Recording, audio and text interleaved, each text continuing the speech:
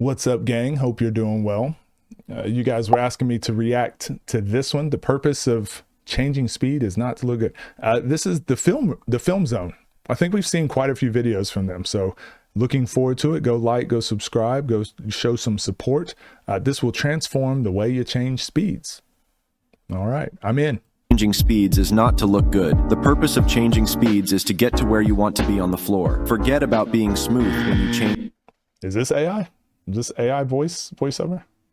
Speeds. Smooth equals predictable. You should be sharp and unpredictable when you change speeds. If you aspire to be a truly elite basketball player, you need to master speed changes.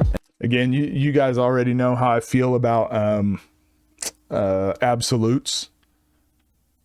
If you want this, you have to do this. I mean, maybe.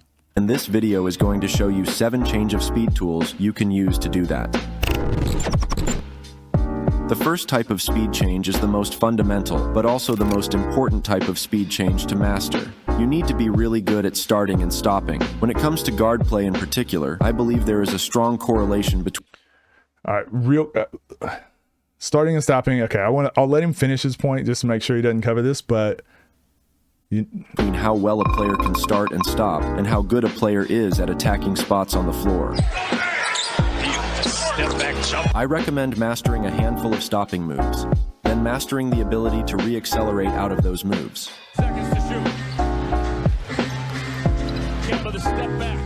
Another starting and stopping trick players will use is stopping after the very beginning of their acceleration. This is a great way to put the defense on their heels. 7's got 5 points. We'll try Hauser as well. You don't need to stop for long though, which brings us into our second speed change tool. Okay, so on that, I think a fundamental thing that a lot of people miss, again, when it comes to pace and speed and stopping and all that, starting and stopping is extremely important. Don't get me wrong, but it doesn't work because you're starting and stopping. It works because the defense has to respect your shot or your drive. So that's why we say the foundation is full speed right, full speed left.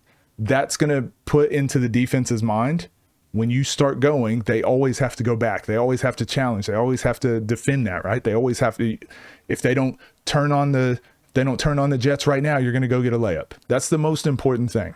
Be able to go get a layup. Be able to get from point A to point B efficiently, quickly, and effectively, okay? Then defense is just only going to go one direction. If that's all you can do, they're just going to go one direction. But if you can shoot it, well, now they're in this weird game where they also have to challenge both things. That's why Luka's starting and stopping is so good. Not because it's fast, not because it's quick, but it's because if your hand isn't right here the whole time and your hand is here, he's going to make the 3. So when Luka stops, guys are always in this weird space of like there's a split second where he's open. So he starts doing his hesitations and starting and stopping, and these guys are herking and jerking. They're herky-jerky is a thing, okay? Pause. I didn't mean it to sound like it did, but they're going back and forth and they're playing that space game. That's why it works. But it's because Luka can go from top of the key to the basket and dunk it, okay? So you don't want to give up a dunk to Luka, so you start playing that. Now Luka can shoot a step back 3, okay? So now I got to guard that, so it puts the defense in a tough spot. It's not just the act of starting and stopping, and that's where most people start. Micro stops. Whenever you briefly tap the brakes, your defender must react. And this is just a smaller version of that. Like, this is the Luka part I was talking about. Like, if they think that you're about to stop, they know they've got to close that gap, so they're always in this space.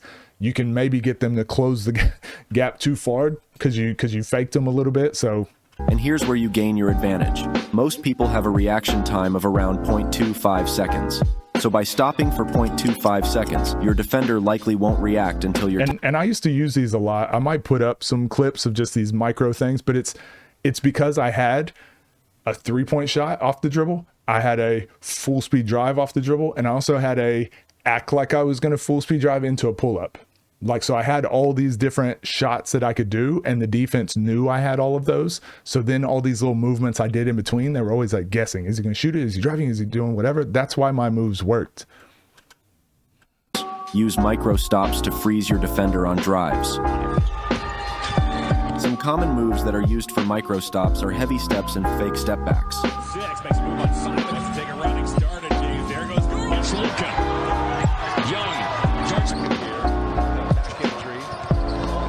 Microstops can also give you a window of time to make reads on your defender, as you can see here. Others around him are helping. Actually, I just put up a highlight tape because everyone was asking for it on my second channel. So you just go watch that and you will see all of this. You'll see all these things. But again, it worked because I was a threat from all those spots. Not all that.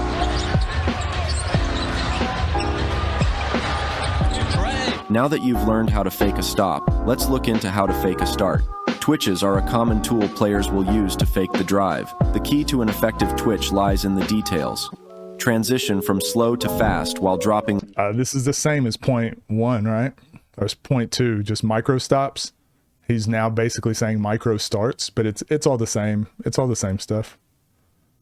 We'll skip this. In the middle of a move on the perimeter. This is different from a microstop because rather than stopping on a drive, you are simply freezing the flow of your dribble and movement. It's not different than a micro stop, okay? Again, this is just, man, we overcomplicate everything. And maybe it's because we got to make how long is this? Yeah, video's got to be 6 minutes and 50 seconds. So we overcomplicate everything. This is, and it frustrates me not because it's wrong. It just leaves out so much information. So, for example, like it really reminds me of like the get rich quick people. They'll like someone will interview a billionaire and the billionaire will be like, you got to invest in stocks. You got to buy companies. You got to buy real estate. You got to work hard. You wake up early and you got to drink your coffee and, you know, get on your private jet to do this. And I'd like to work from the penthouse of this place because it just frees my mind. And then there's all of us normies at the bottom thinking like, hold on, I don't have enough money to buy real estate. My question is, how do you get the money to buy the real estate? You're starting at step 10, not realizing you're at step 10. And here we are at step 1 being like, dude, you've lost touch. Most people, I think the highest indicator of how much wealth you have is how much wealth you were born with. So likely if you were born with a lot of money, you'll probably just have more money than everyone else because you can just buy real estate. You can just do things, right? But so people will look at someone that's really wealthy and think they know how to get there. They don't know how to get there. They just know what to do with what they already have. So it's the same thing here. People talk about pace and speed, and this is why Kyrie's move, or this is how Kyrie's move works. And it's like, okay, you can show me how to do Kyrie's move, but you don't know why it works. You don't know why the defense is guarding it like that. You can't understand that part of it. So that's the part that really frustrates me about a lot of skills trainers and coaches in general. You know, I had that conversation with that skills trainer the other day, and he was like, he even does know better, but he said, oh yeah, all the stuff I post, I would never teach that to a player. So we're just in this really weird area where even videos like this, I think they're well-meaning. And I do think there's going to be like, let's look at the comments. Always told my guards to play herky jerky. Hey, I used that earlier and I thought I sounded like a weirdo. Even constant little twitching helps keep your defender on edge. I can't be more thankful for this breakdown. Might have transformed my game to a whole new level. Okay. Did your game transform? Yeah. So to me, rest in peace to those Achilles. These are some high level stuff. True hoopers need to watch this vid and practice. The problem is like, this does work at a high level. It works once you've accomplished and done all those things, but it also works at a really, really low level when the defense is just bad.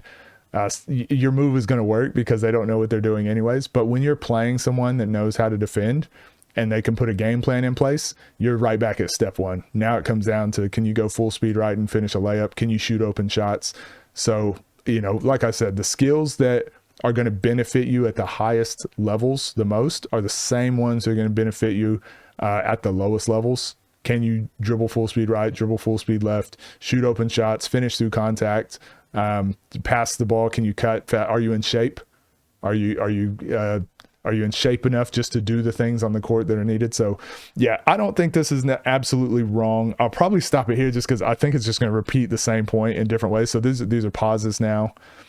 Relaxed into drive. It's just the twitches, stop, go. Delayed moves. It's all the same thing over and over. maybe I'll watch the tying it all together part. We'll see what he talks about. The final tool that you need to know to change speeds at an elite level is the fast slow go method. All of the previous tools can be used Oh no, he just gives us another one. while executing this principle. The fast slow go method is exactly what it sounds like. You set up with a fast movement, then you slow down and relax for a split second before taking off.